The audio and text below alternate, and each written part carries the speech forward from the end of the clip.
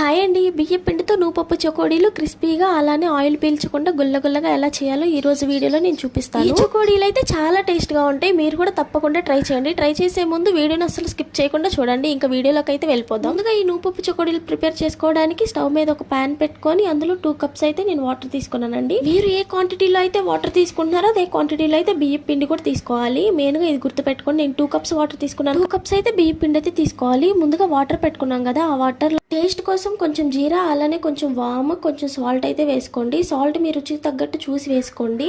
అలానే కొంచెం ఆయిల్ కూడా వేసుకోండి. ఆయిల్ వేసుకుంటే మంచిగా గుల్లగుల్లగా వస్తాయి. నేనైతే కలర్ కోసం అయితే కొంచెం పసుపు అయితే వేసుకున్నాను. ఇవైతే నేను ఇంట్లో పిల్లల కోసం ప్రిపేర్ చేస్తున్నాను కాబట్టి ఫుడ్ కలర్స్ అయితే ఏం యూస్ చేయట్లేదు.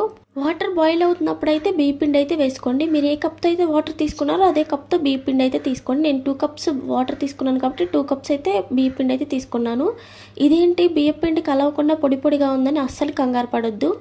బియ్య పిండి వేసిన తర్వాత అయితే ఒకసారి మొత్తం మిక్స్ చేసుకొని కలిసేలాగా మూత పెట్టేసి అయితే ఒక 5 మినిట్స్ అయితే పక్కన పెట్టేసుకోండి. 5 మినిట్స్ వరకు కదిలించొద్దు. తర్వాత ఈ పిండి వేడిగా ఉన్నప్పుడే కలుపుకోవాలి, లేకపోతే చల్లగా అయిపోతే అస్సలు ముద్ద కట్టదండి. అప్పుడైతే చకోడీలు అస్సలు మంచిగా రావు. పక్కనే ఒక గిన్నెలో వాటర్ పెట్టుకొని అందులో చేయి డిప్ చేస్తూ కలుపుతూ ఉండండి. అప్పుడైతే అంత వేడి అనిపించదు.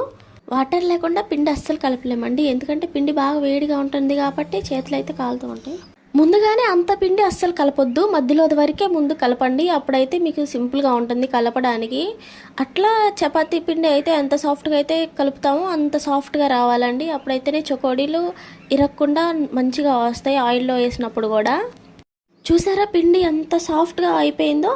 ఇలాగానే కలిపామంటే అస్సలు ఆయిల్ అంటే పీల్చదండి. చకోడీలు అయితే చాలా బాగుంటాయి. తినేటప్పుడు కూడా ఆయిల్గా లేకుండా చాలా టేస్టీగా ఉంటాయి. చాలా క్రిస్పీగా కూడా వస్తాయి మంచిగా.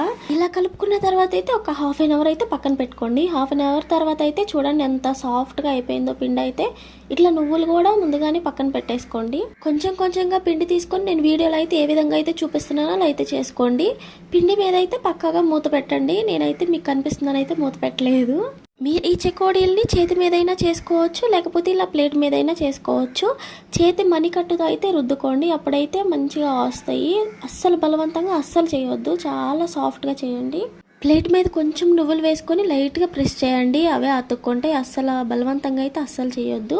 నువ్వులు ఆయిల్లో వేసిన తర్వాత ఊడిపోతాయేమోనని మీకు డౌట్ రావచ్చేమో, అస్సలు పోవండి. ఇలా చేత్తో లైట్గా ప్రెస్ చేసుకున్నామంటే అవి లోపలికి వెళ్ళిపోయి అలానే ఉండిపోతాయి, అస్సలు ఊడవు. ఇట్లా నేను చూపిస్తున్నట్టయితే చకోడీ అయితే చుట్టేసుకోండి. చాలా సింపుల్ అండి చకోడీలు చేసుకోవడం అయితే.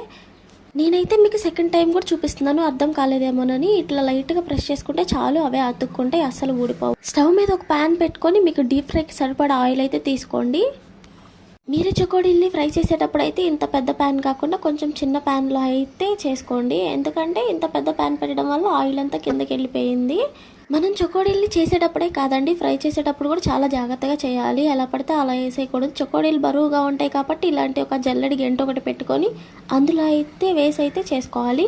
అందుకే నేను చిన్న ప్యాన్ పెట్టుకోమన్నాను. అందులో ఒక ఆయిలే రాలేదు చూసారా జల్లెల్లోకి. మీకు అందులోకి ఎన్ని చకోడీలు అయితే పడతాయో అన్ని చకోడీలు వేసుకొని ఒక 5 మినిట్స్ అలానే వదిలేయండి. వెంటనే అయితే అస్సలు వేసేయొద్దు ఆయిల్. చకోడీలు వెంటనే వేసేస్తే విరిగిపోతాయి. ఒక 5 మినిట్స్ వేగిన తర్వాత వేస్తే వాటంతరికి అవే వచ్చేస్తాయి. మనం ఆయిల్లో వేసిన తర్వాత కూడా పైకి మీరు చూడొచ్చు.